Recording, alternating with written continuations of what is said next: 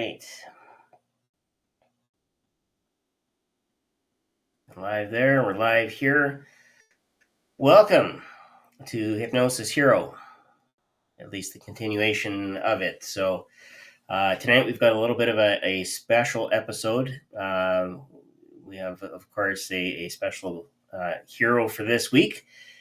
I think most people know who he is. So there's some debate as to how far east he actually is before we have to start traveling west. But we'll sort that out when he gets on the air. Just a quick note, I'm not sure what's going on with TikTok, if we're actually broadcasting or not, so we'll sort that out as we can. That's the technical stuff. Thanks for joining us. I know I did put it on Jim's YouTube account, but as we make the transition, we are going to switch over to more of our accounts, and Brian will be adding his socials in as soon as he gets them up and running. So with that in mind, I'm going to bring on my co-host and everybody's friend, Mr. Brian Bay. Hey, good evening, sir. Good evening. So do you show us live on Facebook? I'm hoping that we're live on Facebook. There was no... On the other screen, it's not popping up on as far as like watching live. Interesting. I've been trying to refresh, but no, we're a little rusty. It's been a minute since we've done this. We've done this. Well, everybody that's joined us so far has joined us on YouTube. I'm not sure exactly who's joining on TikTok here, but we've got at least one person here. So I will monitor that as best I can, and we'll see what happens. Okay. Oh, look at that. We've got dual grants coming in here. That's dual grants. We'll solve the issues as we possibly can. So, but yeah, it's kind of odd. It should be on SK Hypnosis on at the very least on that page, because that's where I posted it to. So, the event. Oh, well, let's see. We'll see as time goes on. Okay, we've got a live video that's going. So, yep, we'll work with it. All right, so we've got Becca in the chat saying, "Hey, you're back, Becca. I hate to disappoint you. This is my friend." Oh, this. Oh, cue sound effects. I'm thinking Grant is just chomping at the bit. He has a special surprise for everybody. But yes, Becca, thanks for joining us all the way from across the pond. Of course, Grant is here saying hello. He'll say more than that in just a moment. James Morgan, welcome. And of course, fan favorite Scott. Always with the commentary.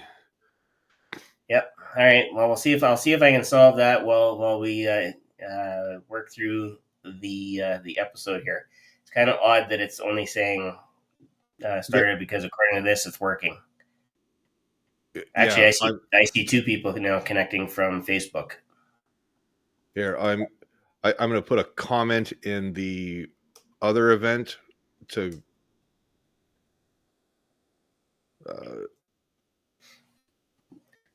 That's right. I did notice there were two of them. Yes. So the people that say that it's starting soon. I just put a. We'll figure that out. So we're working through the tech. Yeah. We Shawn, you're doing double duty tonight. You are. It's triple duty, but that's okay. Yeah, you're doing the host and the tech. Duty. That would be a problem. Exactly. So Becca says, although it won't be the same without Jim, I'm still pleased Hypnosis Hero is back. Yes, that is one of the reasons that we didn't want this to go away. It was because. I'm sorry. Go ahead. No, I was going to say because Jim was a believer in getting this information out to people, a believer in continuing to build the community, and that's one of the things that connected us to him. So, yeah, and so it's good to see Casey and. Casey's in the house. In the chat, well, I know that Brewster does not have opposable thumbs on his paws. So, but we're going to give Brewster some love. Our Performing Hypnosis Summit morale officer. Look at that. And Becca thinks I'm funny. Oh, not just funny looking. Oh, I was going to say that makes one of us, but no, it's. I mean, tea, man, this Earl Grey, hot, not booze. But no, Shawn, how have you been this week? I know our conversation this week has been.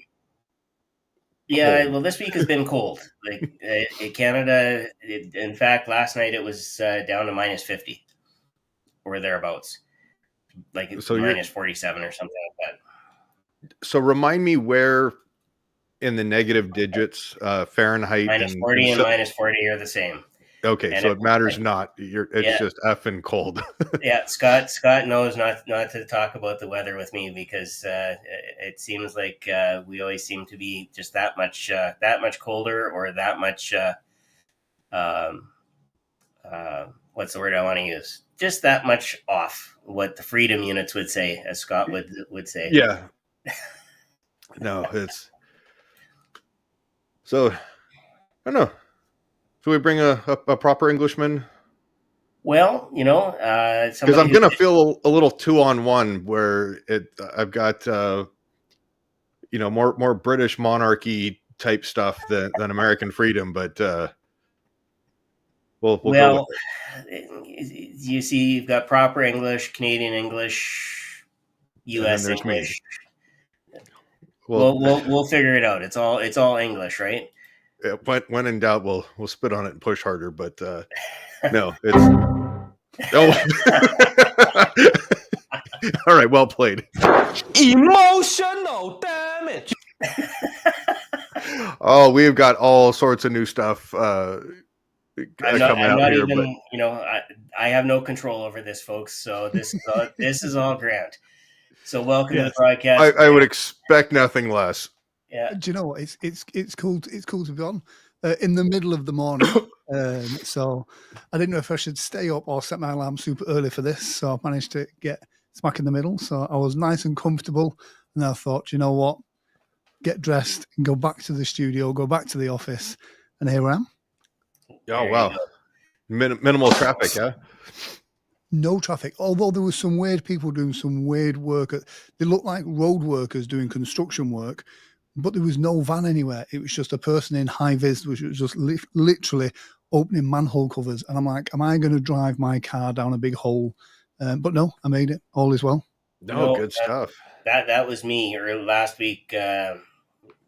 Actually, a week ago, I hit the ditch and waiting to find out just how much the insurance company is going to take my car for the write-off. So in the meantime, I'm looking for a new vehicle, and I priced out a few, but they are egregiously priced.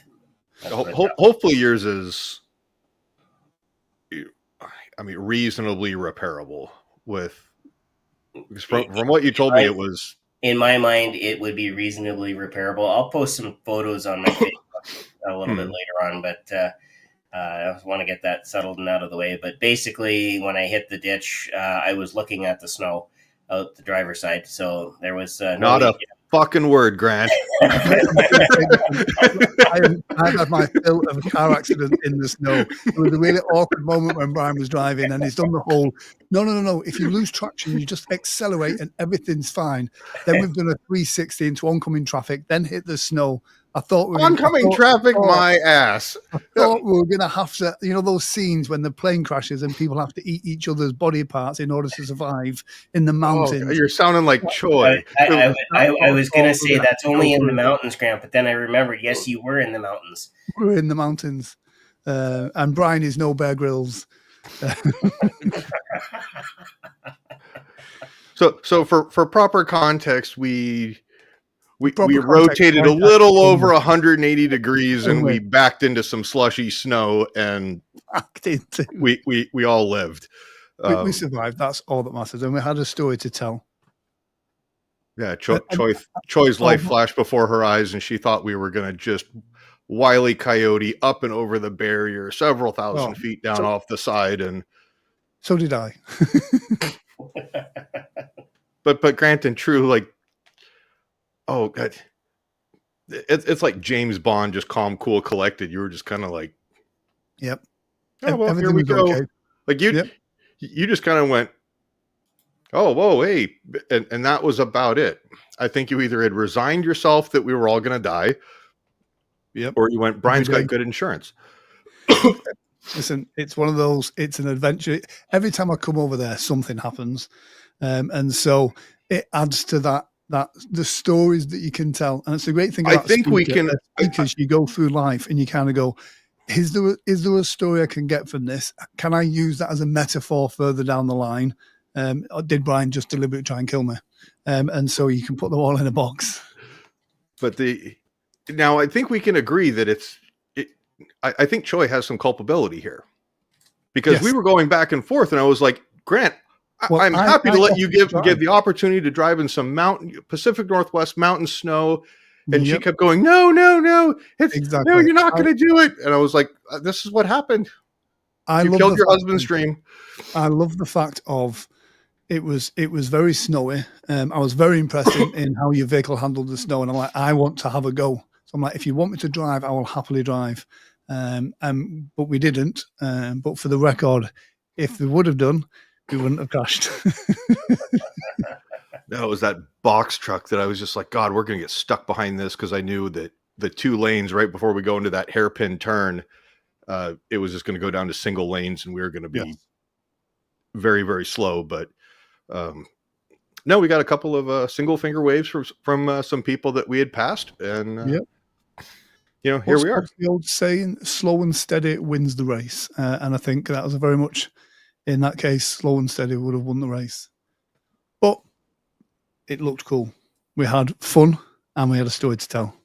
Yeah, see, we're going to make millions off of this. Exactly. But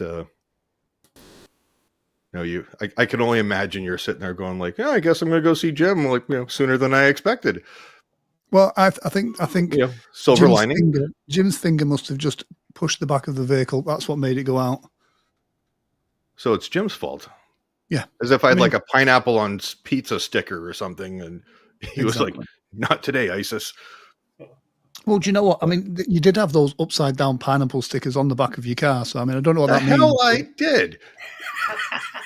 I don't know what that meant, but everyone kept beeping at you. God, with friends like you guys, I don't need enemies. It's. And with that said, we should probably steer more towards the actual hypnosis. Exactly. Oh. This is what happens. It's your fault you invited me on. If I can steer a conversation in a completely inappropriate direction, then my work here is done. Yeah, but no, Grant, your trip out to Washington was eventful. It was lovely. I thoroughly enjoyed every minute that you guys were out. But let's give everybody kind of a quick refresher, recap on PHS 2025. Yeah, I'll tell you what, as a refresher, I'm still just top and tailing and editing the videos, which started off as a fun job. Now it's literally the bane of my life. I said they were going to be ready for tomorrow. It's probably going to be Thursday now. But the quality of the speakers, having to sit and edit them and just kind of tidy them up a little bit, is amazing. But yeah, we had some great speakers from around the world, India, New Zealand, Ireland, England and America, Canada, but some great speakers and a great sense of community as well. So there was not a lot of ego going around, which is quite good considering they're all performers, but some great connections and some great conversations as well. There was a couple of things that were interesting, as there always are at these things, but I couldn't have asked for it to have gone better. There was some emotional moments. I'm watching the video back from the Michael did a fantastic job with the broken watch ceremony for when a member of we got attacked by the ninjas who were chopping onions. Oh, but to watch the video back and you could see the people in the audience as well. Just I felt slightly vulnerable by being so emotional, but watching that back, you can see everybody was emotional as well. So it was really, really nice. That. I mean, at risk of setting up a completely inappropriate joke here, I mean, in all seriousness and sincerity, like there was so much emotion that like you had to let it out, and I think it's a true testament to just how much Jim was loved. And when we got Yang, she's joining us. They're down in Arizona, awesome, down in Phoenix, going through some things, and they'll be back up north tomorrow. But no, it was God, the amount of love that we all experienced from everybody who was there, and just the support and how everybody just rallied together, one to the redistribution of tasks for all the last minute loose ends to get tied up, and really making this a success. And I think what was one of the differences that I noticed this year was that everybody was just so giving. There's information, there's time, there's resources. How can I help? And I really didn't get much of anything of, I want to sell something to you. Yeah, and that's the great thing. That was always kind of the philosophy as well. It's about sharing. It's about delivering value. It's not about pushing people further down a funnel. If they want to sign up for some training, they'll sign up for some training. They don't need to be pushed for it. Lots of people.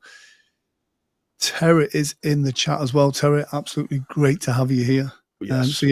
It's not about pushing people, but it's about helping people. And there's different people at different levels, from complete beginners to absolute legends as well. So it was a group effort and a collective effort from not just the volunteers and the organizers, but also the delegates and the speakers as well.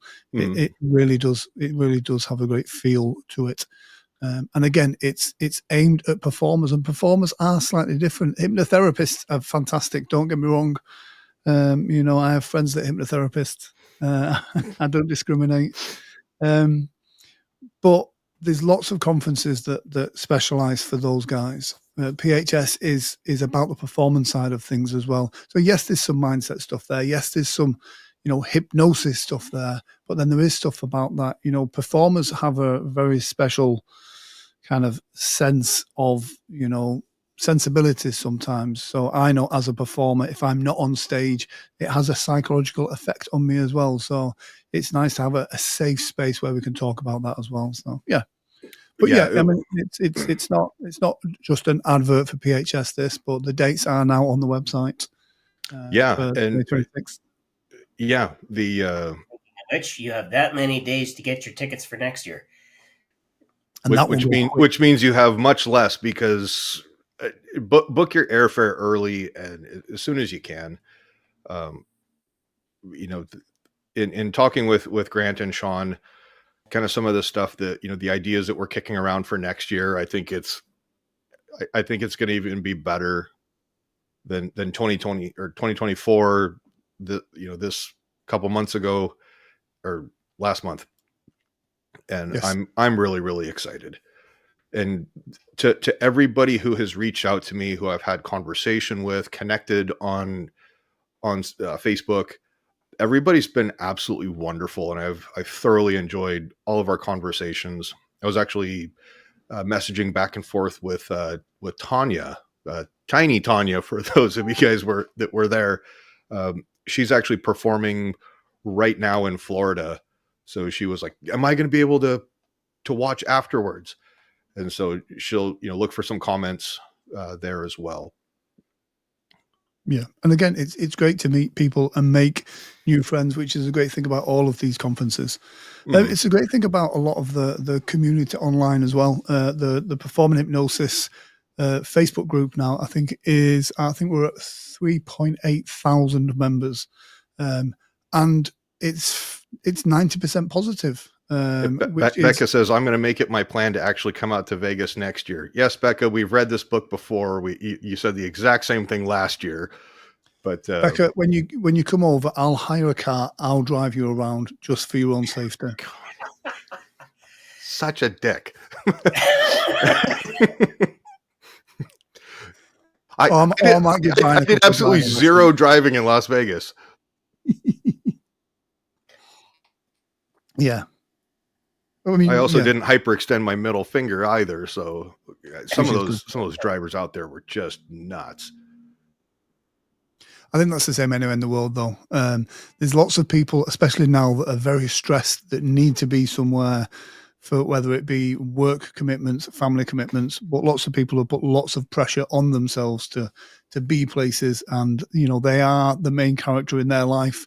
So if you're too busy spinning your vehicle on the mountain pass, then I think in Vegas you've just got so many lights and different things that are going on, and just so many different distractions. And then you've also got the the coefficient of open container laws and people in various forms of recreational intoxication running around, that any little bit traffic backs up and all sorts of things. So once you got away from the strip, things tended to calm down quite a bit.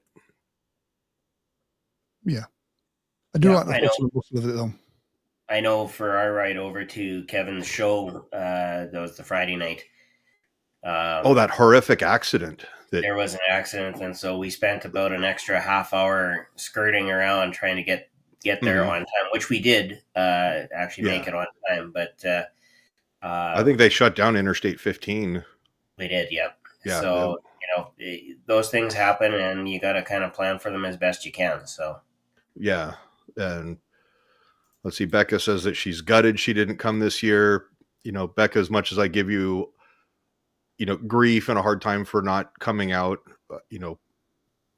grandma passing, we totally understand. And we from all of us here, we do hope that your family is, processing grief and going through all that stuff. And, we're all thinking of you. And let's see, Terry said that she's never been to Vegas.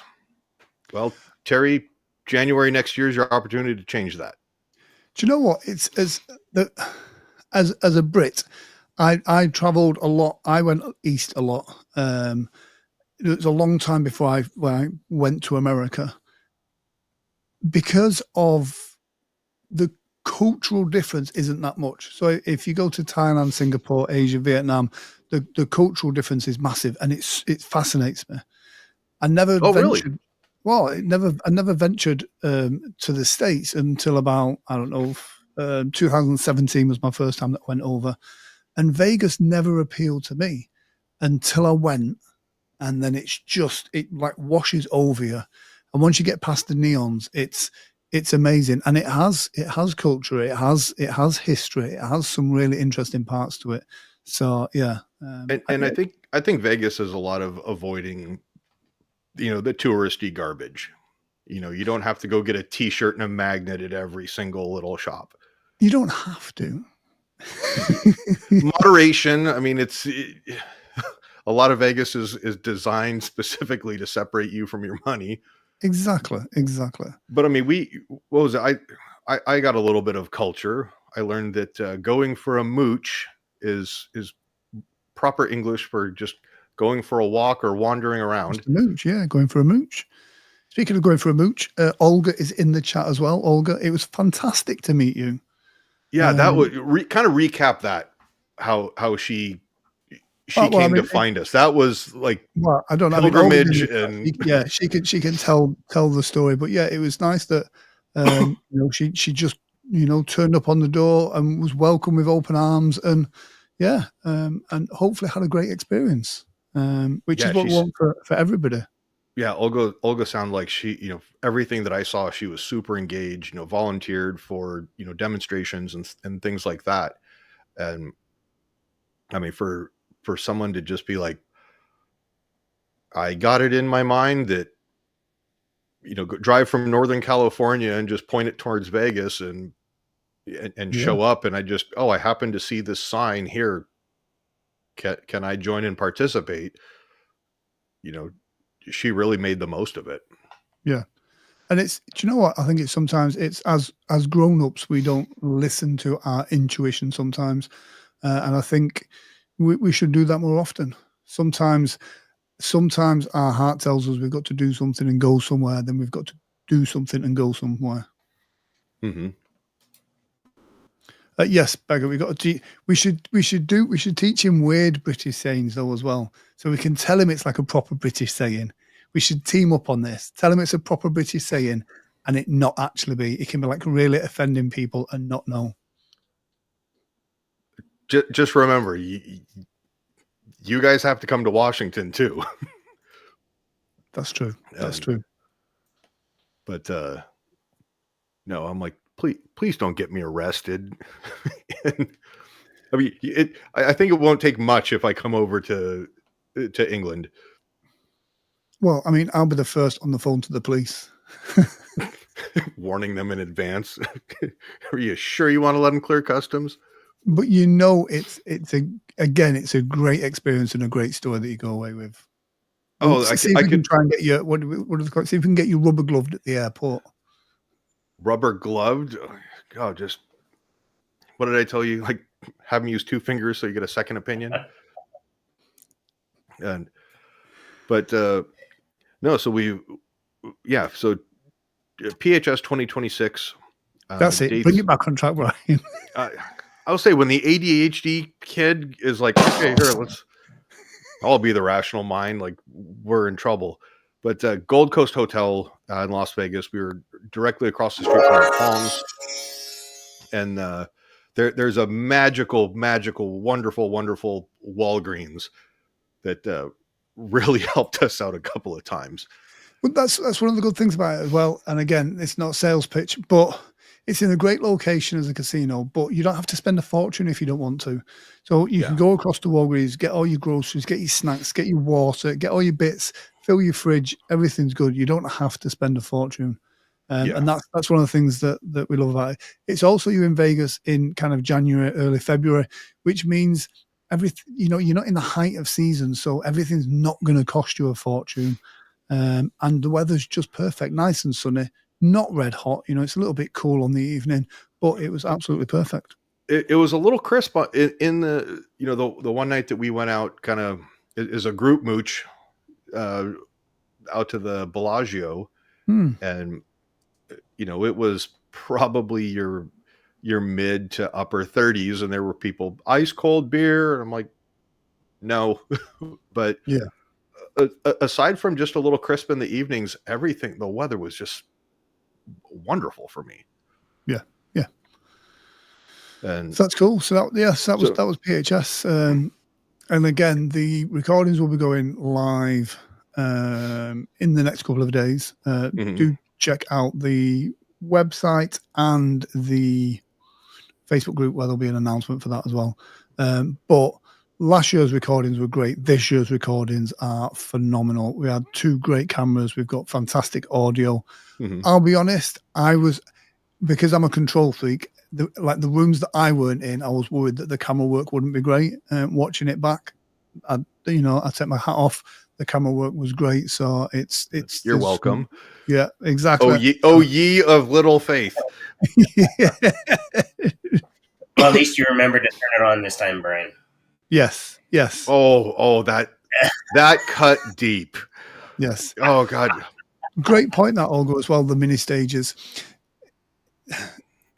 The size of this conference doesn't need the mini stages, but it's about performers, and so to have those little stages where the presenters could present from, but not only that, it also enabled people that wanted to have some stage time can stand up there and kind of rehearse and practice that as well. So those mini stages do make a difference when it comes to that kind of getting in the mental state for the performance side of things. So yeah, I quite like them. And from the camera angles too, it, how we had everything set up, it elevated the presenters enough to where you kind of just catch the top of people's heads. Yeah. You don't have to sit there and be like, all right, head and neck and shoulders are a third of the screen. Yeah. And next year I've got plans to just kind of make those stages a bit more something else. but you'll have to be there to discover what that is. Obviously, this year we had, logistically, there was some stuff that needed changing around at the last minute. And the folks at Gold Coast were phenomenal yes. to work with, super accommodating. And I almost feel kind of guilty some of the asks that we made. So here's my giant ask for everybody who's going to be presenting. If you do need a screen, a projector, slideshows, anything like that, please let us know in advance so that we're happy to accommodate. We just don't want to be begging for it at the last minute. Yeah. And again, the hotel has that stuff, and they did provide it for us. So, and they gave us a nice invoice for it afterwards as well. So yeah, I was going to say it. It's not. They'll do just about everything because they know their invoice goes up, right? But that's just part of business, and that's part of putting on conferences. Exactly. I've been to enough conferences as support and as an attendee and as a presenter to know that you travel with what you can, and if something doesn't work out, no harm, no foul. You just you work through it and you deliver what you're supposed to deliver. So, and I'd say for our presenters, they did that. I think you mentioned it, Grant, that the presenters they came, they brought their A game. And they weren't busy trying to sell the B side or 10 different products or anything like that. It was solid information, and with that solid information comes a good quality product at the end of it. So I'm looking forward to seeing all the videos as they're edited out. I was just watching Attila's his one stage presence and 1 second inductions. What a great workshop that was.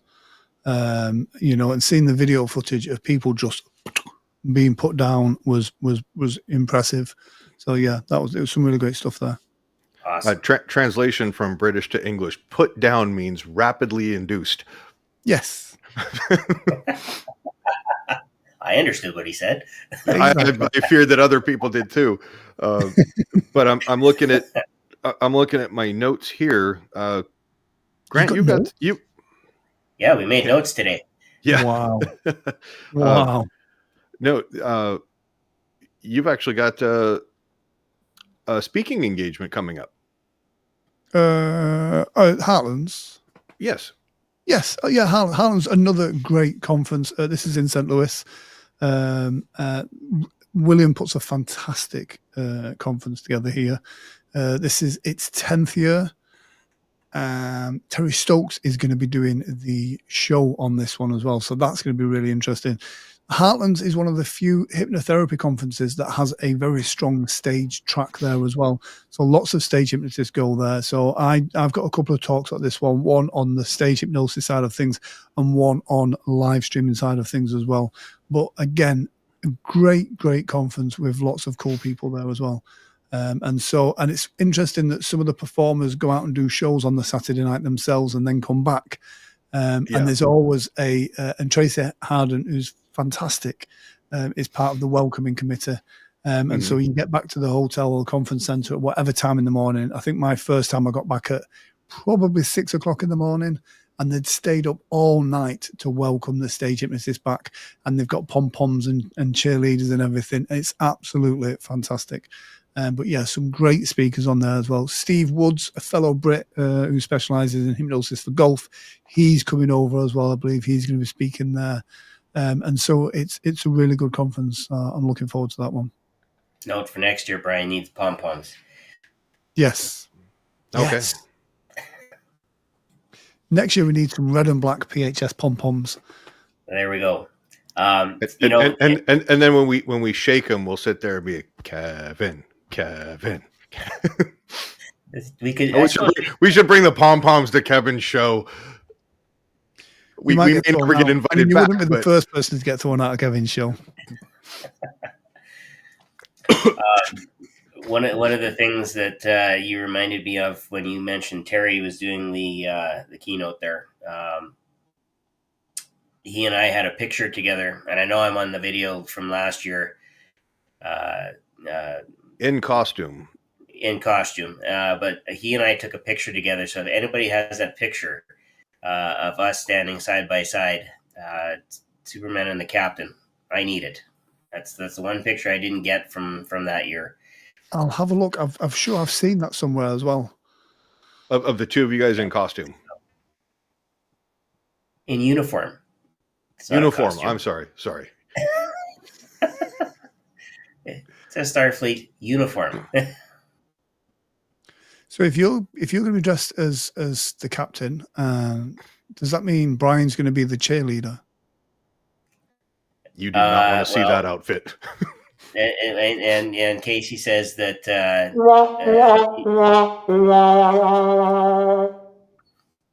no pom-poms for Brian.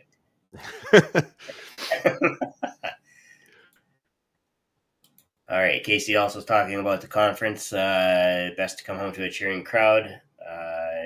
Yeah, there you go. So, you know, I've got to give Casey a shout out here as well. Casey, fantastic. Couldn't do it without you. You were amazing. Of both emotional support and physical support as well. So, thank you, Casey, for being there. Yeah, she coordinated, the volunteers, and she did a fair amount of the heavy lifting. Yeah. So definitely credit where credit's due. And I was just gonna mention that because I know a lot of the Facebook posts referenced, Grant, Brian, Shawn, you guys did a great job.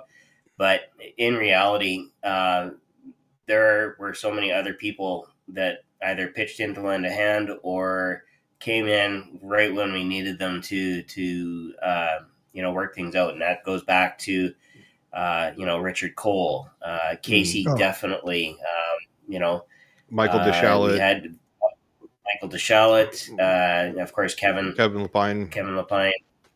And then all the volunteers that Casey was able to bring in, and the volunteers themselves said, I didn't feel like I was overworked or anything like that. It was just nice to be here and help out. And even online, I had some backup from another Brian, and I like him already. I think he spells his name with a Y, like my brother. So I retract statements previous. Hey, I got into the same argument with Mr. O'Callahan as to the proper spelling of Shawn. Yes. I maintain that this is the proper Canadian spelling of Shawn. So, no, Jason O'Callaghan. Holy Jesus, that guy is hilarious. Just an absolute hoot. Yeah, and just quick wit with just super, like, casual, dry. Like, he's like, yeah, I do this all day long, and he just had me, just belly laughing, and I mean the accent, did a lot of that, but just the Irish accent, and then he just kind of rolls with things, and I mean just him talking about going shopping at Target, because I mean, Grant, you were going like, hey, can we go to Target? And Choi was, oh, Target this, where? I'm like, it's a nice Walmart. But, Jason's going, oh, yeah, we're going to go out to have a little jog down to Target, do some shopping for the kids. And I don't know what the hell this effing Target stuff's all about. And I don't know if that accent is racist or not, Brian. Oh, God. But it was just hilarious, just how casual he was about things. But it was funny to me. Yeah, Olga says that a very sweet person, Sia, original name Marcia. Yes, yeah. All the volunteers were super nice. Mm-hmm. Yeah, and Casey also pointing out that Choi and Gwendolyn saved the day, and Gwendolyn, yes, absolutely. Yeah, they were both brilliant. Yeah. Yeah. When we talk about Hypnosis Heroes, that is a list there of Hypnosis Heroes. Casey, all the volunteers. Eva, so nice. Yang and Mai, Yang especially, the work that she did in organizing everything and kind of being there at the conference as well. It's, under those circumstances, amazing. I mean, for the people who don't know, Yang is, in her early 20s. She's in a master's degree program, being there for her mom, helping her mom navigate all the administrative processes and everything that go with, a family member passing. Plus she did the video with all the photo montage and everything like that. And just being there to support her mom. I mean, you talk about a rock star young woman with a bright future ahead of her. And for her to put that work and effort and love and emotion into that video, for you to not play the sound, Ryan. Okay, so this week's tech tip.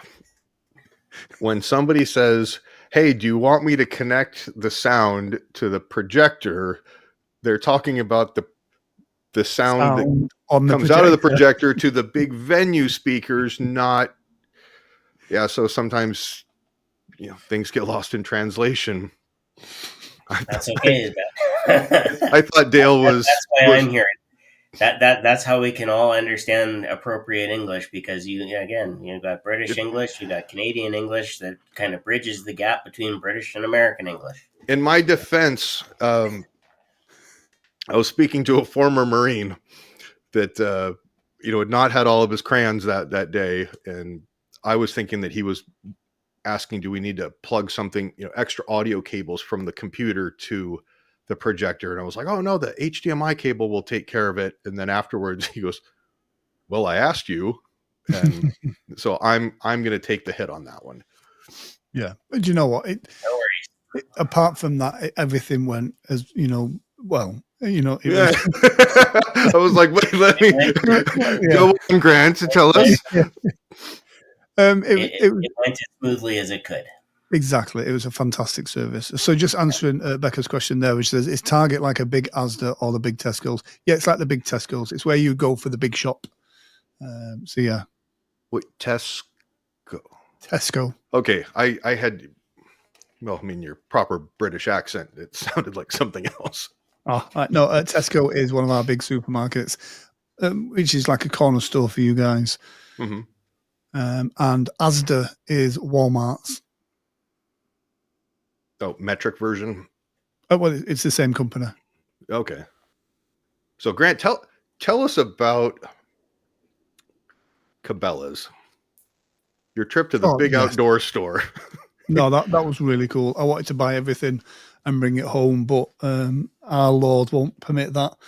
And so, so it's it had your American freedom display of all the guns, compound bows, knives. You got to shoot you got measured for and fitted for a bow and got to try it out in the indoor range that they had there in the back of the store. Oh, absolutely! I was almost yee-hawing. It was fantastic. Again, it's interesting to see as a Brit, for me, to see guns on sale. Ammo on the shelves, not even behind the counter, is just craziness. And so it's interesting to see it. And then you guys were also geeking out about the different, folding knives and fixed blades and everything like that. And you were like, it really, I did a little bit more digging into, some of the laws that you were telling me about like, like if we have a stick and somebody argues that it could be used,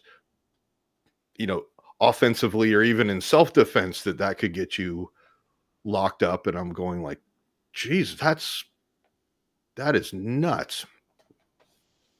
So we're working on dual citizenship for you with your refugee status. It's crazy, the different laws, things that you allow over there that we don't allow here, such as guns in schools. Oh, that's a low blow. But Becca says, I wondered what happened to the sound. That was a technical difficulty. So Shawn, we did get the updated video, the edited one. So we cut out all the pre stuff that was just people milling about. You spliced in the actual video with proper sound, and so that's up on the Performing Hypnosis Facebook page. And if you give me a second, I'll dig up the link for that and put it in the description, or put it in the comments here. Yeah. I mean, circling back to PHS as well, I'm going to kind of put it out to an open format that,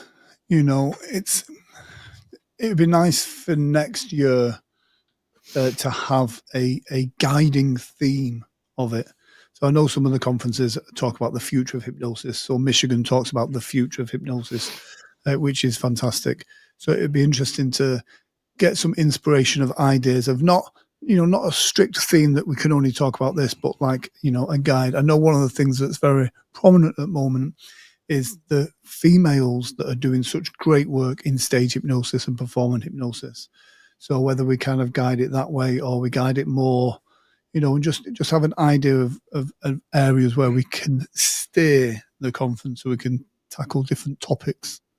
And speaking of successful women in the comedy hypnosis world, including but not limited to Deanna Nunez. I mean, she's had some. She did a wonderful presentation and just kind of outlined a lot of her experience and cruise ships and corporate events, and just she has so much fun, and you can tell that she's got so much joy in what she does. So much energy, and you can tell she's a speaker as well as a hypnotist. And what I mean by that is a lot of stage hypnotists fall into the trap of being performers. And sometimes you've got to know when to not be funny and deliver the message. And Deanna just does that perfectly. She's a fantastic speaker. And, we're not talking keynotes yet, but she's definitely in my top 10 of keynotes that I would like to see. I think she's fantastic. She's a great advocate for the performing arts. She just does a brilliant job. And again, a good example of someone that shines a light on performing hypnosis rather than some people that put shadows on it. And she does it with such class and grace.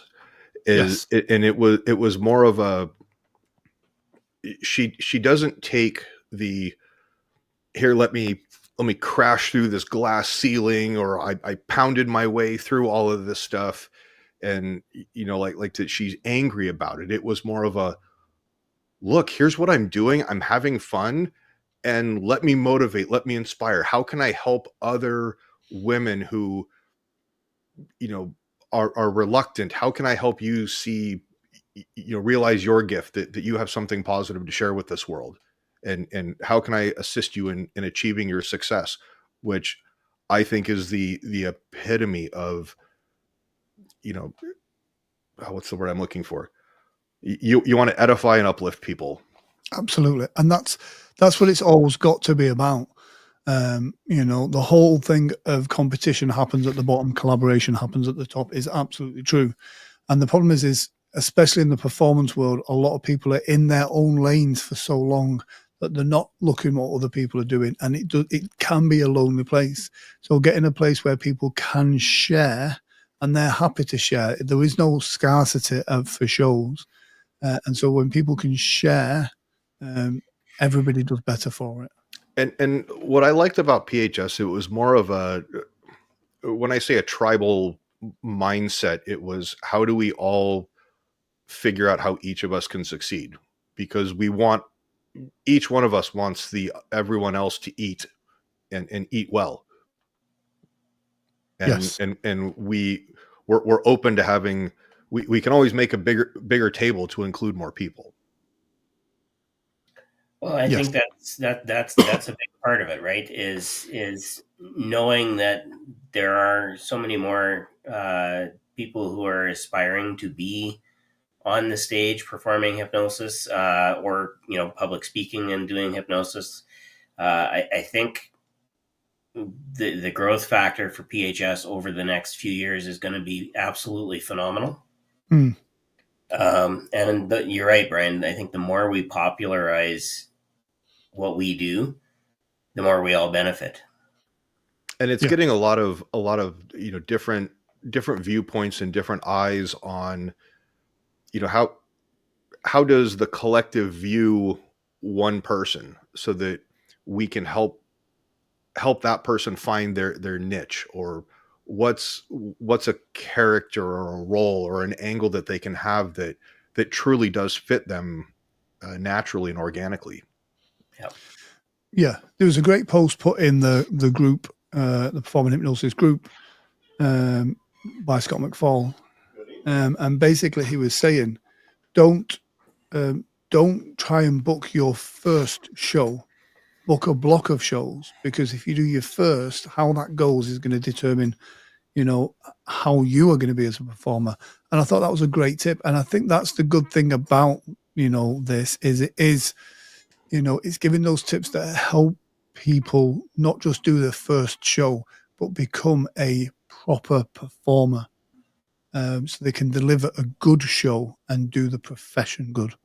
And if you don't, if you have a rough show or whatever, you've got another show that you need to shift your focus.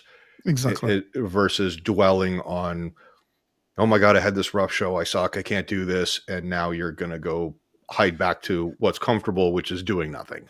That's the secret sauce. That's the secret to my success in stage hypnosis. There's been loads of guys that I know locally to me that have started, done brilliantly, done a few great shows, and then they've hit a bad show, and then they've hit another bad show, and it gets in your head, and then they've stopped. Their love for it dies because they've died on stage a couple of times. Whereas me, I've had lots of shows booked in, so I've had to keep going and keep doing those shows, and then you have a good show, and then you fall in love with it again, and eventually you get okay at it. It just takes about 15 years. Well, and for everybody who's watching, whether now or in the future, if you have a bad show and you're discouraged, quit tomorrow. Go to bed, wake up, it's tomorrow, and then have the attitude, I'm going to quit tomorrow. Reach out, call a friend, a colleague, in the industry, or just somebody who's an ear to listen to, who's going to tell you, okay, don't quit today, quit tomorrow. Yeah. And the thing is, or the difficult thing with that is, a lot of hypnotists, especially in the early days, don't have hundreds of shows booked in. So they might have half a dozen shows in the first year. They might have 12 shows in the first year, if they're lucky. Mm-hmm. And the problem is then is, if they have a bad show, it's then going to be, sometimes it's 2 or 3 weeks or a month before their next show, and that bad show stays in their head. And so having a support network, having people you can talk to, coming on chats like this and getting in the chat and building that kind of connection, they're the things that really help, I think. And if you do have a show that's 3, 4, or 6 weeks out, okay, you had a rough show. You've got all that time to, pull from all the, decades and decades of experience from everybody else who has done a show or who's had a bad night. And you can go in and you can dissect, all right, where did this thing go sideways? Is there anything that you could, as a performer, could have done to mitigate the risk or done something about it? And sometimes there's nothing that you could have done. It's like playing poker. You play the hand right and you just get a bad beat. Yes. One of the things that there's like certain myths about, especially stage hypnosis, that we say on stage in order to help people feel comfortable to get up on stage. But we also perpetuate some of those myths ourselves, which is sometimes it's like, you did everything you need to do. You didn't have a bad show. You just had a bad audience. And the problem with that is, a lot of the times that's true, but we're giving ourselves an out then. We're not improving because we're kind of going, oh, it's not me, it's them. It's not me, it's them. Whereas sometimes there's a British comedian called Ken Dodd. Ken Dodd was famous in his theatre tours. He's passed now.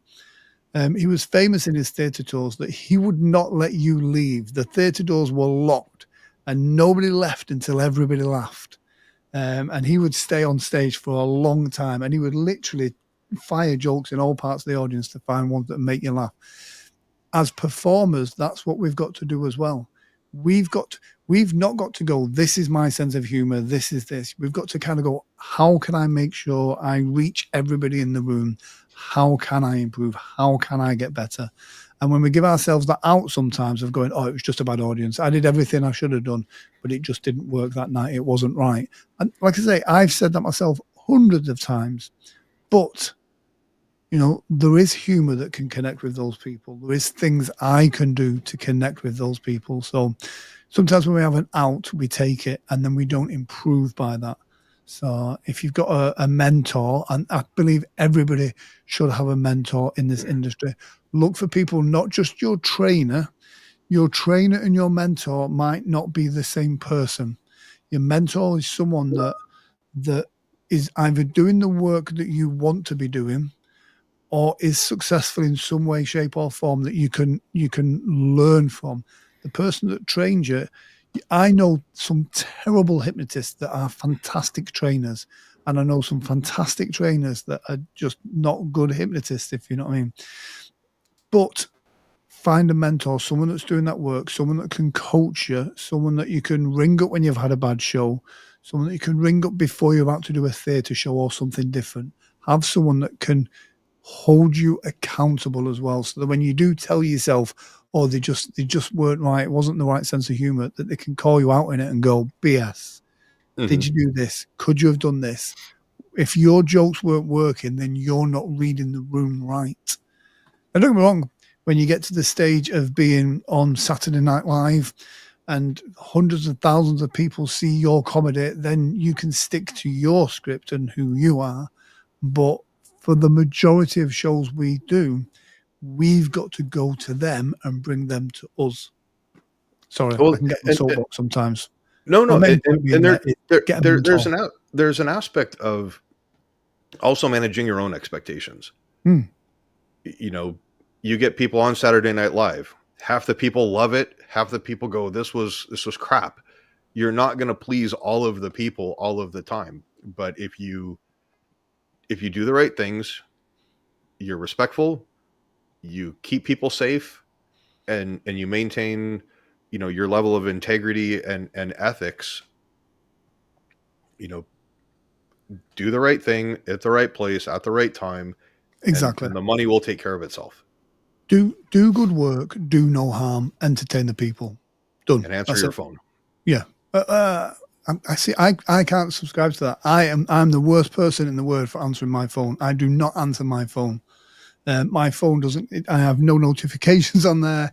My phone does not ring. If you rang it now, it wouldn't ring. It wouldn't blink. Well, you have agents that you have meetings with and everything. But like when I was reading a Facebook post of a friend of mine who's a general contractor. He does flooring, and you know, he was posting pictures, you know, Kirkland, Medina. And for those people who aren't familiar with the Washington geography and everything, it's like Bill Gates's house, Paul Allen's home, you know, the very, very wealthy people. And they're like, oh man, I wish that I could get, you know, jobs like that paid. And they're like, what do you do? And he goes, I do good work. I'm honest with people and I answer the phone. When, you know, people can get a hold of me. And if people can't reach you, they can't book you. Yeah, very true. And let's see, go through some of the comments. Becca, absolutely 100% right there. Sent a load of pictures. You looked 100% in your element with all the guns and everything. Yeah, Grant is closet American. Oh, I am. I'll not say what I was going to say on but yeah, I have one or two. Yeah. Cool. I just mentioned Monday motivation. I brought that back, which was difficult. I've tried to bring it back 3 times since obviously Jim passed. But I'll be honest, I had no motivation. And so 3 times I attempted it. On the 3rd attempt, which was the Monday just gone, we got the show out. And it was quite therapeutic for me to do it. It wasn't as polished as I would have liked it to have been. But I think it was an important one to get out there. And it made me realize in researching for the show is, especially as an entrepreneur, you know, as an entertainer, as a business owner, you can't plan and prepare for those things that blindside you on a Tuesday, you know, and a lot of the things that you can, and again, if you're preparing to do your first show, it's not the things that you think that are going to happen are going to happen. It's the things that you're not aware of that kind of throw you off guard. And so all the preparation in the world doesn't prepare you for that. And so that was kind of the theme of the show, as in like, how do you overcome those obstacles when they happen? And you've just got to know you've got the resources for it. So yeah, so that's every Monday. I think it's 5 p.m. Eastern, I think. I think it was 3:30 or something my time. Yeah. In Pacific, but yeah. No, and Grant, I'm gonna kind of have to cut you a little bit of slack. You know, there were a lot of moving parts from, you know, when we found out about Jim, we all had to scramble to do the conference. Then it was the conference itself, then up to Washington, and then you had some travel, and it was, you know, get back on schedule, and then take a moment or two to just allow yourself some time to decompress and even grieve. But, you know, I mean, hats off to you for, you know, I mean, I think the impetus of your point is, even though you were trying to get back into it, it's, look, just repetition, get back into it. And exactly, you know, 90% of the fight is just showing up. You know, if you show up, you've done the majority of the work. And you know what? And that spills out into everything. Exactly the same. If you're looking at doing your first show, if you're looking at seeing your first client, if you're already seeing clients, but you're looking at doing your first workshop, speaking at your first local community event, speaking at your first conference, all of that is book it, turn up, do it, and then create momentum.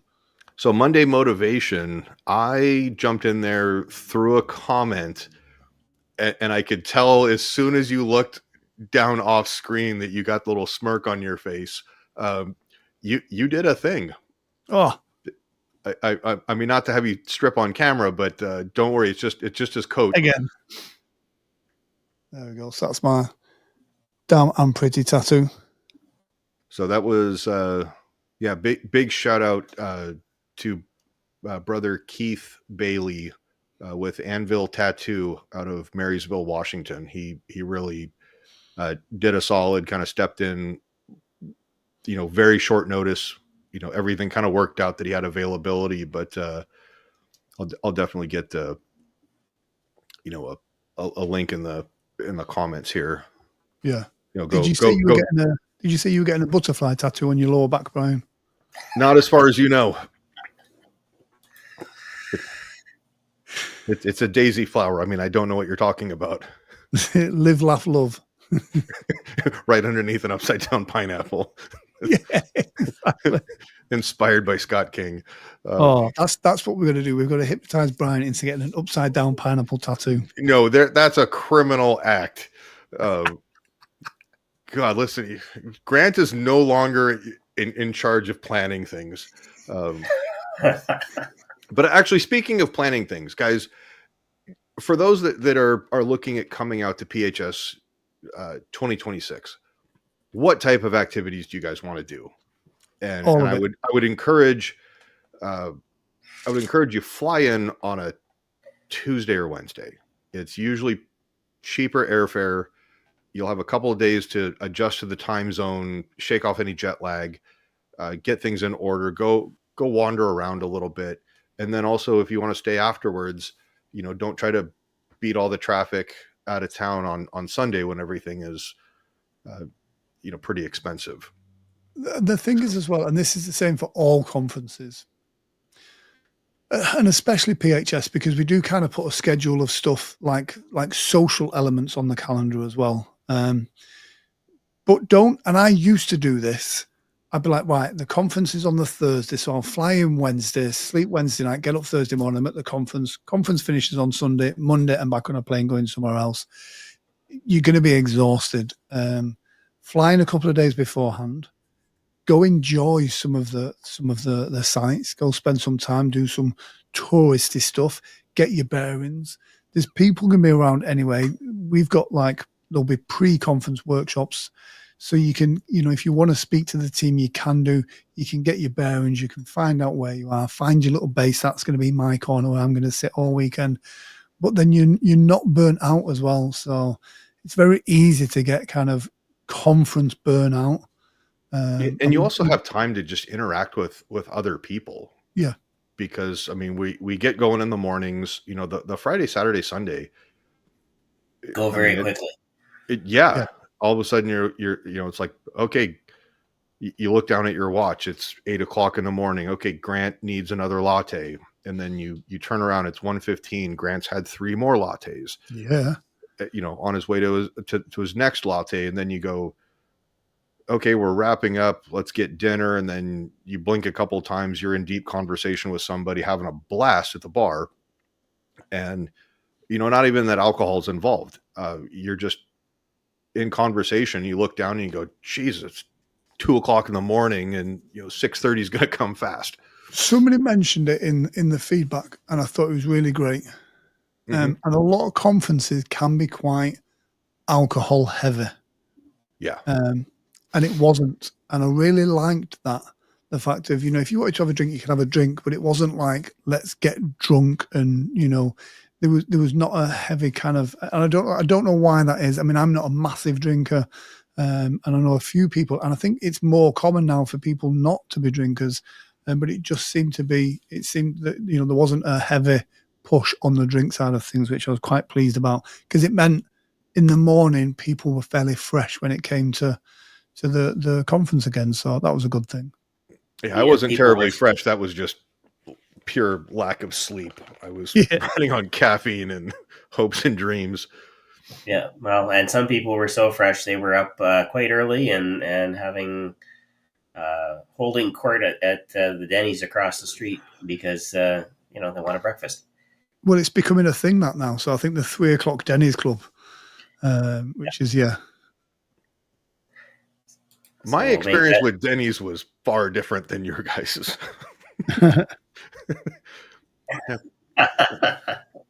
I think it's when I actually didn't have time. You what, Shawn? Yeah, I actually didn't have time to get the one restaurant that I wanted to. In-N-Out? Chick-fil-A. It was Chick-fil-A. Oh, is that like? And it was right across the street. Yeah. Is that like you've had Chick-fil-A before, or you always wanted to try? Texas. Okay. Nope, I've had it before. Now, Grant got to experience In-N-Out Burger for the first time? Mm-hmm. Oh, no, my second time. It was Choi's first time. Okay, okay. Yeah. But no, In-N-Out is spot on. Yeah. That's my new nickname in the UK. Your words, not mine. But oh well. No, and Becca mentioned. Go ahead.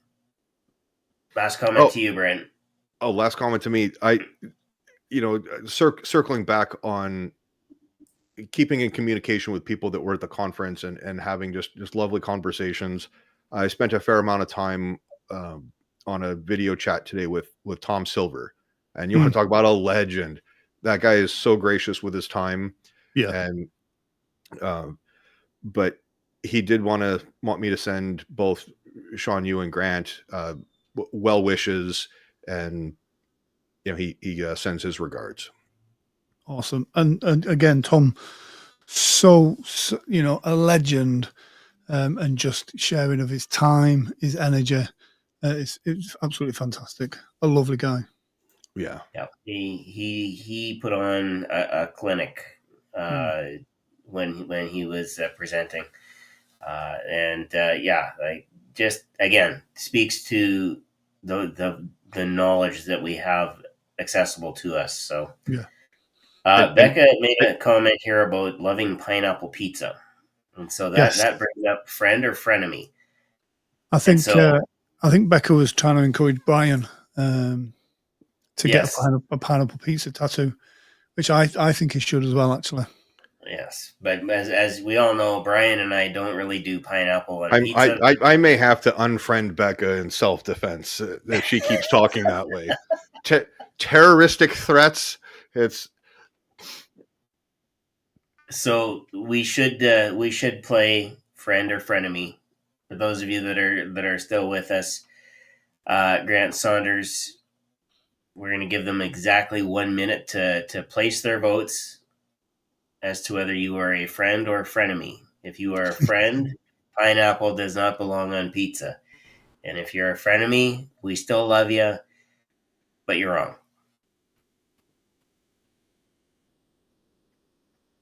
This is where you play the Jeopardy theme. I've not got Jeopardy. Have a Jeopardy theme? I've not, but I will have. There we go. 1 minute. Let us know what you think. Is Grant a friend or a frenemy? What kind of low-budget porn music from the 70s is this? Yeah.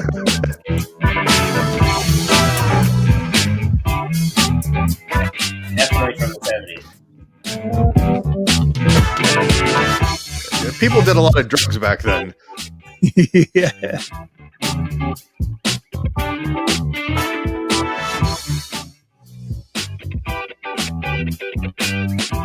Casey says definitely come a couple days earlier because the summit is full every minute, and then also photo opportunities with Brewster Bear. Yeah, Brewster. Yep. Brewster, what a star! We need to get him in like a PHS bandana or something. Yeah, a cape. Yes. That could be arranged. Let's see. So Terry, let's see. I like pineapple. Loosely translated Russian spy disinformation. Fake news. I don't mind. I can say it now because he's not here. But I don't mind pineapple on pizza. So Grant Saunders, you are a frenemy. Yep. Wait a second. Hold on. There is a science behind it. The acidity of the pineapple juice can cut through the ham. So yeah. As I'm checking the forecast in Manchester, lightning is imminent in the near future. Oh, pineapple is also a mushrooms. Sorry, Becca. And Scott, we know if he's on, he's gonna say the same thing about pineapple on pizza too. So we don't discriminate on this show. Oh, am I kidding? Yes, we do. You guys are insane. Yeah, I heard that Irish accent earlier. Okay, so don't go to Italian restaurants with any of them. Yes. Or get your own pizza. There's that too. Yeah, so Grant, tell us a couple of things that are coming up, kind of in your world, on your schedule. What's on tap for you? Yeah, I'm down in. It's the start of the start of the season, but I have a regular at Whitemead down in Gloucester, so that's this Sunday. So that's the white meat or white mead. Whitemead. It's in the Forest of Dean, where they filmed a little bit of Harry Potter, I believe. It's a beautiful venue, and I think this is I have a 12th year there. So it's the first one back. So I'm going down there super early because they've had a new lighting rig installed in the venue. So I'm down there early, and we're going to reprogram the lights for the show for the rest of the season. Wow. Yeah. And so it's nice to have residences at certain venues. So I have residences at 3 venues now in the UK. And so that it does give me the ability to kind of have the lights the way that I want them to be as well. It means I can be a bit lazy sometimes, which I try not to be. So some of the venues I'm known to, if I'm on stage at 9 o'clock, I'm known to be in the venue at like 10 to 9. Yeah. Cutting it close, homie. Sometimes I can be at the opposite side of the country the night before, and so you've got to fit in your booked shows with your residency shows. But like the fact of to have one residency is a great thing for a hypnotist. To have three is brilliant, and I consider myself incredibly lucky. So if that means having to go down a little bit earlier on Sunday to sort the lights out for the rest of the season, I mean, I'm doing a show there as well on Sunday, so that helps. But you've got to work that little bit harder as well. So you'll know, whilst I was in America, the manager of one of those venues wanted some stuff from Target. So I was running around Targets trying to pick up those products for them, because that's the stuff you do to keep those venues happy. Yeah. But no, we've been I know you and I have got some things in the works coming up that I'm hoping I'm looking forward to being able to announce. There's lots of projects coming forward. Again, there's some projects that me and Jim were doing that obviously we're not doing anymore. But yeah, it's interesting times, especially in the world of hypnosis. It's a lot more widely accepted now, especially the performance side of things. And so we've just got to keep pushing forward and doing the work like this. Hypnosis Heroes is a fantastic podcast, and keep bringing on proper heroes and great guests and raising them up, shining the light on them, so that the people that are doing the good work get the promotion that they need. Not like how it used to be, that it was the squeaky wheel that got the oil. Actually, let it be that the people that are doing the good work get the recognition, and people like us can highlight those people if we can. Yeah, and speaking of people who deserve some light shine on them, Chris Jones has been incredibly gracious with his time. And for some reason his blue spiral notebook ended up in my luggage. I think I just picked it up with a stack of papers or something like that. So I was like, hey, I saw your notes. Let me get this to you. He's been great. Salish has been absolutely wonderful as well. He actually kind of came up with the idea of, as we're going through, Jim's calendar and, personal affairs and stuff like that, if we come across any shows, try to farm them out to anybody that's in the area. And that way, if we can get people to volunteer their time, so that way Jim's family gets the revenue and doesn't have to forfeit any deposits and things like that. We've already identified one show down in Arizona that we're taking care of. Credit to Israel Mandrake, one of our presenters. For you guys that saw or that are going to watch the video and were there in person, I'm going to reiterate, nothing was pre-planned other than he said, I'm going to use you as a volunteer. So me dropping that F-bomb in response to his prediction or reading, however you want to call it, that was absolutely authentic. Let's see, Casey just ordered my pizza at this awesome place. I hope that's pineapple free, Casey. But no, I'm really looking forward to kind of the next chapter that's going to be written with, or the next chapter of Hypnosis Hero that's going to be written. And, I'm incredibly grateful to have all of you guys in as a part of my life. And so if there's stuff that you want us to talk about, any guests that you think would be great, please let us know. We want to go ahead. No, we want to empower and build as many people up as we can, and continue with Jim's motto that another person's success is our success if we had something to do with it. Jim's mission was to touch, 1 billion people positively using hypnosis, right? So it is the mission that we carry on with, and every person that we bring on the show has a hand in that. And all of us contribute to that goal. And if you think about it, 1 billion people, that's only 1/8 of the world's population now. So there's room for there's even room for expansion on that. And I can remember as a guy at McDonald's when we went from the billions. They would count the number of billions that we had served, where they went from that to billions and billions. Oh, 900 million, and then they went to 1 billion, and that now it's even gone. Yeah, and now it's just billions and billions because they lost count of how many burgers they sold years ago. Mm-hmm. I'm sure ChatGPT could probably formulate something based on a set of parameters, but it would still be I think it would still be a guess. So I think just the electricity bill to try to calculate that would. Well, you know what? Yeah, I mean, when you look at what it takes to actually run one of the stores, because we don't call them restaurants, it for a show.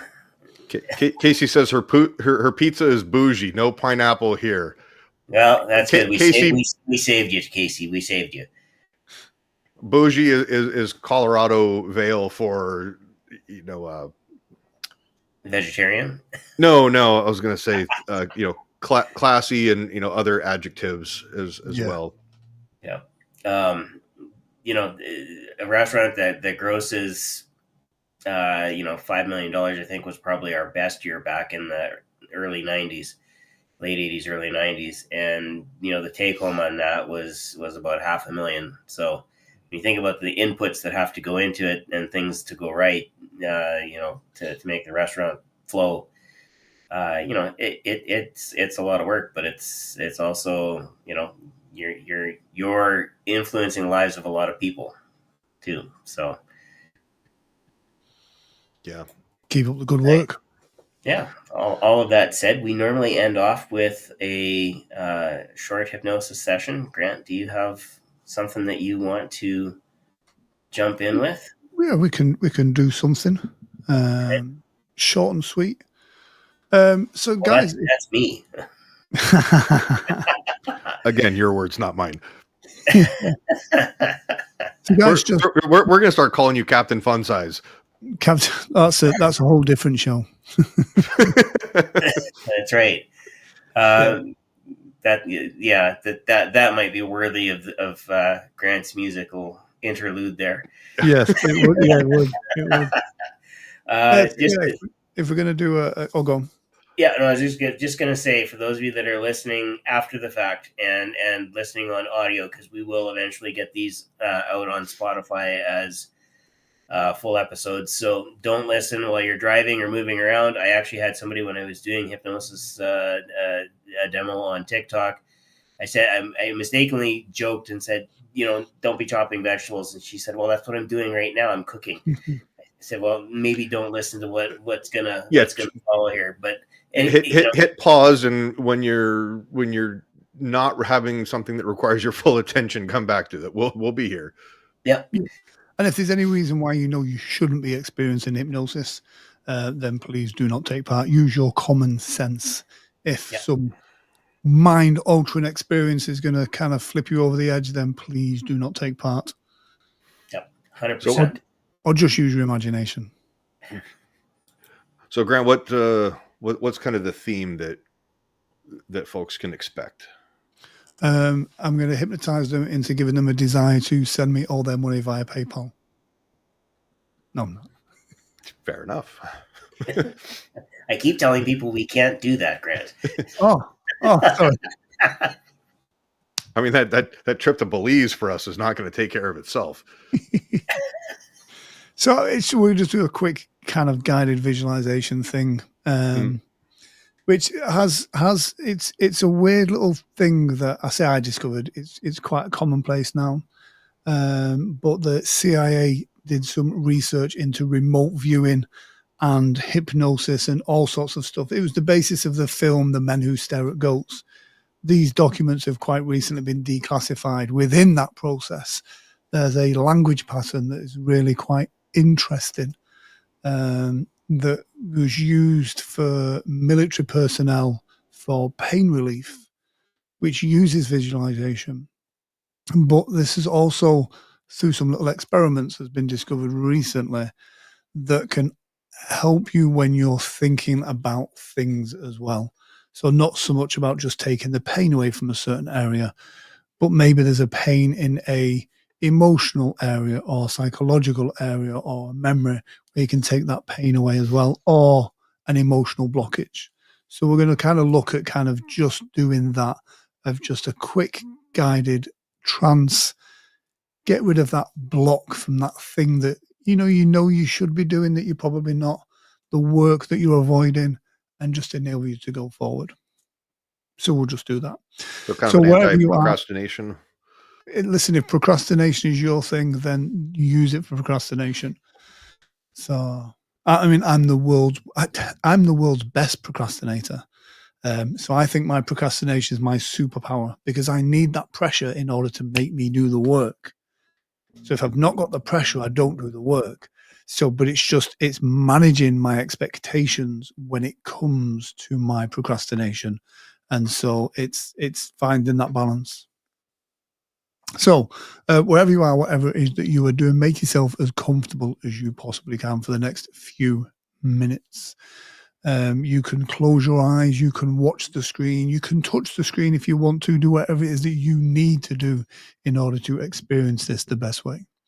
And as most of you will be familiar with that sensation of going into trance, your state of hypnosis, I want you to just take a big deep breath in through your nose, hold it for a count of 3, and then just let it go. Just let it go. As you do so, you can allow your eyes to close down if you so wish. And with your eyes closed, or as you're sat there, you can just focus. And part of your mind can be focused on each and every word that I say, and part of your mind can just be going inside yourself to that place where you may have internal dialogue. You may think, feel, see, whatever it is. You can go there now. And you can take all the time that you need. You can go just as fast or as slow as you need to go. But I just want you to know that, as with everything in life, you get from it what you give. So you can have a go at this. You can play at it. But you can just really allow yourself to just give it 100%. And by doing so, I wonder, one, how deep you can go in such a short space of time. And I wonder just how much of a profound experience or change that you can experience. Because as we know, change can happen in an instant. As you focus on your breathing right now, you may be aware of certain sensations. You may be aware of a distortion of time, space, sense of feeling. As you feel that now, I want you to just let go of that old perception of who you thought you were, and allow the person who you know you are to awaken. And I'm speaking to that person now. As your unconscious mind goes through and relaxes you and opens your unconscious and just allows you to feel those feelings. And you can allow the words that I say to wash over your body, to go into your mind, and to allow you to make the changes that you need to make. When I say what you need to make, it's because we all know the work that we should be doing. We all know the things we could do if we really tried. But we allow ourselves to be comfortable, to take it easy, to relax and to coast. And maybe we'll do it tomorrow. Maybe we'll do it next week when the time is just right. But as you continue to relax, don't worry about these things that I say. Just know that you have everything that you need to make that change and to start to have the life that you were meant to have, that you deserve to have. And as you relax down even more now, I want your unconscious mind to bring forward a thing, a thought, a feeling, a sense of something, an obstacle. It may be something that's holding you back, that's preventing you from really giving it 100%. And I mean, really focusing on your goals, whatever they may be, and really going for it. I want you to focus on that thing now. And whether something comes to mind now, or whether you just get a sense of something, I want you to think of that thing now. And as you do so in your mind, I want you to also shout in your mind now the numbers 5515. And do this repeatedly. 5515. And the more you do this, the more you shout it in your head, almost as if it's like a drill sergeant shouting it in your head. I want you to notice how that thing now feels different. I don't know why these numbers work for you, but I want you to be aware now that things are already starting to change. As you stop thinking about that now, I want you to just relax down even more. And notice that when you go to bed this evening at your usual time, you'll have a wonderful night's sleep. But as you ponder those things, as you breathe easily now, I want you to just think about what your next thought will be.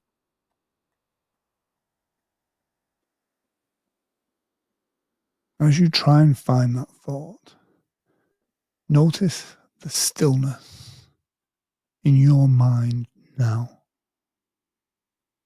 Notice how you can reset, reboot, restart. You can clear the cache. You can restart your computer. And you can be really focused on your goals, both personal and professional. And this is not because I have suggested this. This is not because it's in your imagination. It's because deep down you know that now is the time for you to really believe in yourself and who you really want to be. No more excuses. Now is your time. So in a moment, I'm going to count from 1 all the way up to 5. And on the count of 5, you'll let go of those excuses. You'll let go of that comfort and really know that you are going to step into the life that you deserve, that you want, that is within you now. 1, 2, locking in those suggestions. Allowing yourself when you wake up tomorrow to just be you. 2, 3, 4, feeling re-energized, revitalized from the top of your head to the tips of your toes. 3, 4, 5. Eyes open. Feel those feelings. Have a bit of a stretch. Do whatever it is that you need to do. Whether you feel good, whether you feel fantastic, whether you feel amazing, but just feel and be you. There we go. Let us know how that was for you. And we're standing by in the chat. Thanks for that, Grant. I'm going to go back and I'm going to listen to that when I'm not having to monitor everything. How was that for you, Brian? Like, I think it was just more listening to his voice. You know, it was like, all right, I'm just going to kind of zone out. And like, I kind of felt myself a couple times just like nodding. It was probably only very little, but it felt like I was like falling down a couple times. Where I was just kind of like, all right, I can, whether it was really any changing anything, but I think just with everything as of late, and kind of just coming out of the holidays, just taking that little bit of time to go, all right, here's what I need to just not focus on anything. Exactly. And which I think is helpful just in and of itself. Yeah. The 55515 is a really, really interesting concept. And again, it's supposedly what is that? I wasn't really understanding it.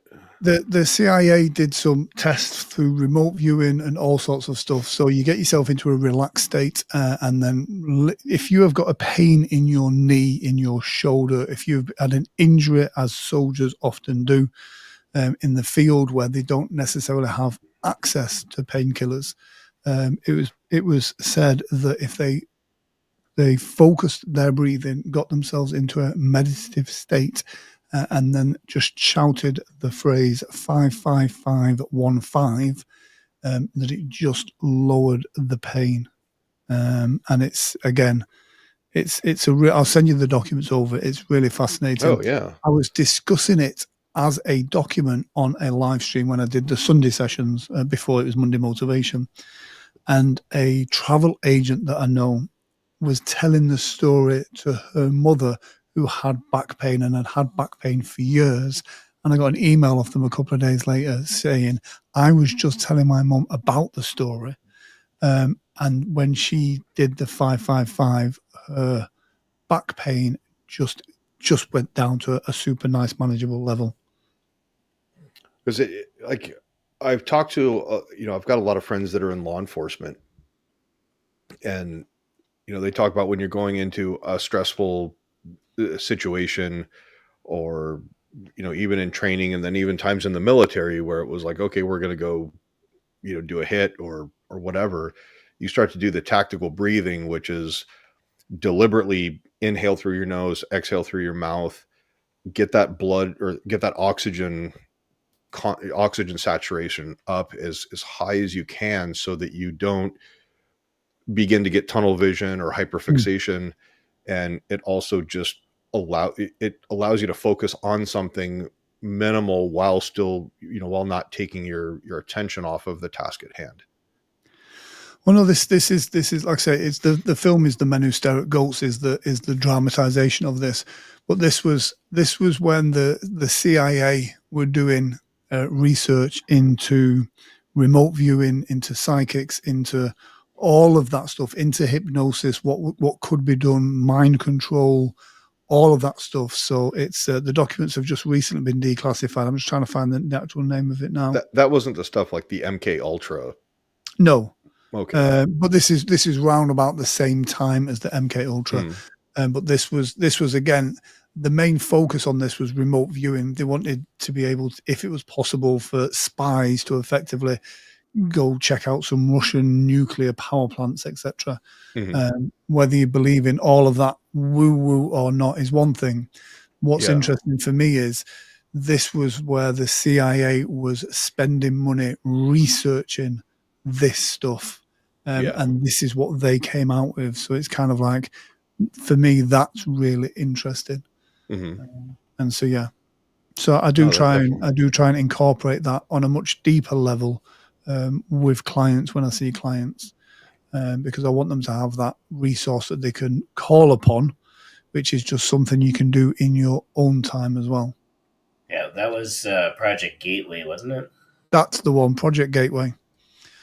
Which the documents for that is really fascinating, especially those of us that are hypnotists. There's a lot of really interesting stuff within that, and like I say, it's proper research done into the stuff that we do, and the cool stuff as well. So I just popped that link in there as a PDF that you can download. That one doesn't look like all of it. That's 29 pages, but that's a good start. I think they declassified something like 500 pages or something like that. Yeah. And again, there's a lot of stuff in there about remote viewing and stuff that might not be necessary if you're a hypnotist. But the stuff about the pain relief and the 55515 is really good. So Grant Casey says that the hypnosis was so velvety.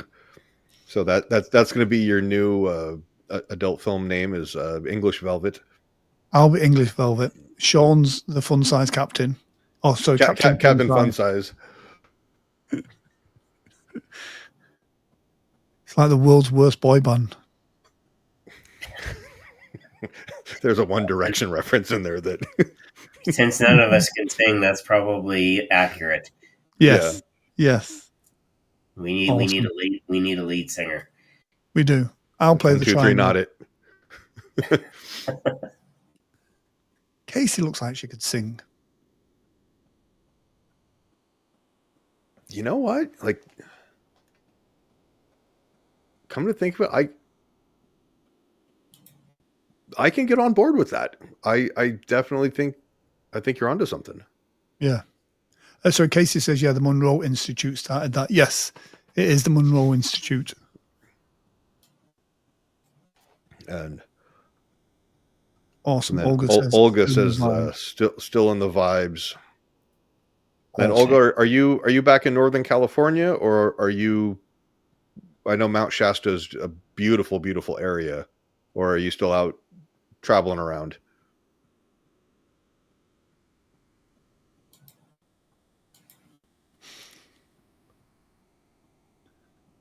Grant, what the hell is Scott sending you? Tell me I'm wrong. Awesome. I know I am down to, I've got 8% battery left on this MacBook now. Scott says that's definitely a New Direction reference. Wrong Direction. That's what we'll be called.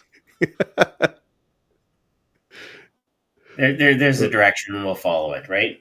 Yes. Okay, I don't want to follow that direction. It didn't work out for that one guy.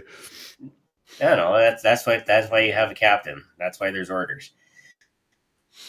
Yeah, there was the meme. It was like I opened up my One Direction Christmas Advent calendar and Liam fell out.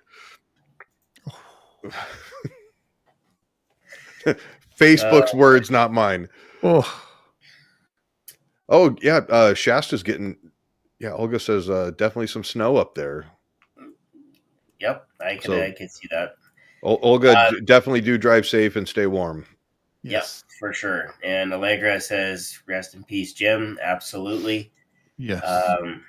That's, I think, probably the segue to signing off for this episode of the Hypnosis Hero. Get hypnotized through the screen. Casey's either wishing to be on stage singing or wishing to be able to sing on stage. One of the two. Let's do both. Did anybody see the double bind that I did there? Yeah, that was good. And Becca's talking to Brian about memes again, so we'll leave it at that. Oh yeah, that was the One Direction stuff. I know she was a huge fan, and I mean, as tragic as an event that it was, you definitely don't want to lose anybody to, substance abuse or addiction, but learn hypnosis and and endeavor to help people who need it. Yeah. But Casey, I don't care how you get on stage. Get on stage. You are ready. You have your gift. You have talent. Go share that with the world. Yeah.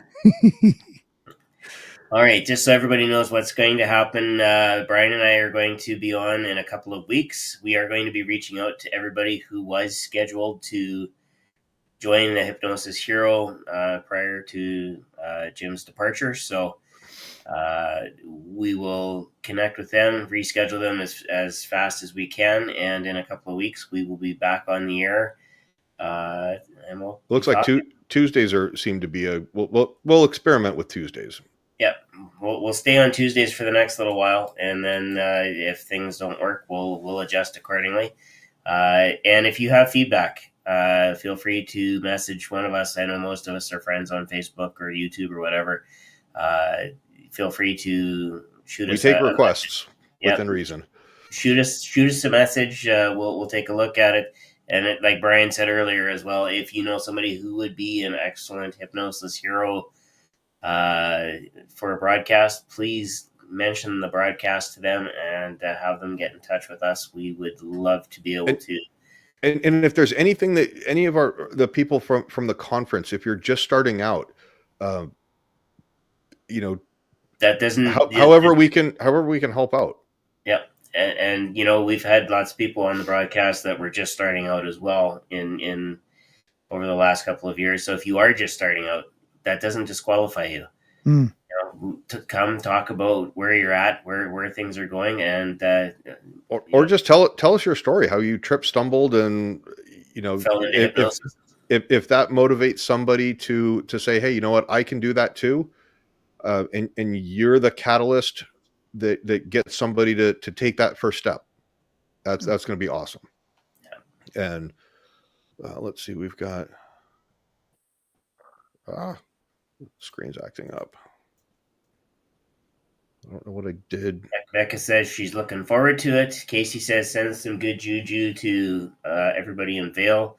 There's a missing kiddo, and he's been missing since Friday. God. And they've got more snow on the way. Fingers crossed that he's dug in somewhere, you know, and trying to stay warm as possible. I mean, snow is a great insulator, but yeah, I mean, many thanks to the people on search and rescue teams and the volunteers and all the first responders, and you know, all the good juju, and you know, figure out how to do remote viewing of find out where that child is. But no, Becca, here's one for you. Thanks for staying up late. Sleep and go night. Restful sleep, drifting, dropping, falling, having wonderful sweet dreams. I think with that, gentlemen, I hope she was ready for that. We'll find out. Yeah, speaking of which, that brings us to the end of this Hypnosis Hero. We will see you again in 2 weeks. Until then, we'll sign off as Jim always did. Take care, stay well, be awesome.